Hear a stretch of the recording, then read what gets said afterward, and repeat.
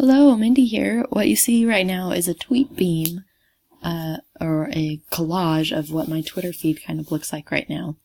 And if you get the sense that it's kind of cluttered, it feels that way to me too.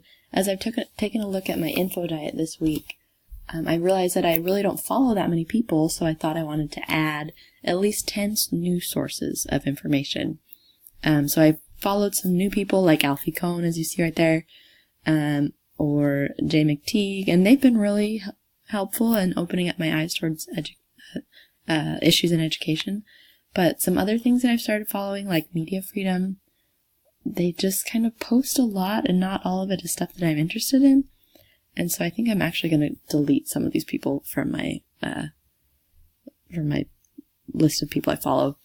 I also wanted to show you something that I found to help me with my Infodiet. The Tweet Deck has helped me to use Twitter in a little bit more organized way, you can say, because it's been nice. Here's the feed over here, notifications, and then over here is like a search. So I started following Mindset Scholar, and that's been kind of helpful in regards to the wicked problem that my group will be focusing on next week.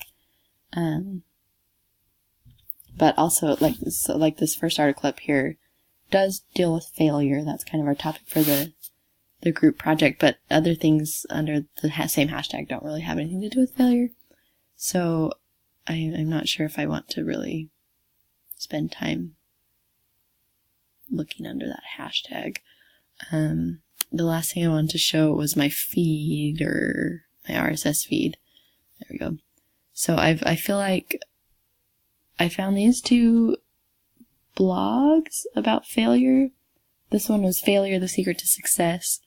So a man wrote a book called Failure, the Secret to Success, and he has a blog. And I feel like these are really good, fun articles about how failures have actually led to success. But this other one that I found, Education News, had one article on failure, and I kind of lost it amidst all of the other articles that have been posted. So that was kind of sad. Also, I found a general teaching one, and I've liked following Will Richardson's blog a little bit, because he presents ideas that are different from what I would have thought, so it kind of goes against my or it doesn't contribute to the confirmation bias that I often feel. Same with Nicholas Carr. He's been interesting to read as he talks about, kind of cautioning us against technology. Not necessarily in every blog post, though. And then Larry Cuban on school reform is another blog that I found that also talked about failure in one of his blog posts. But again, I've lost it amongst all of the other ones. And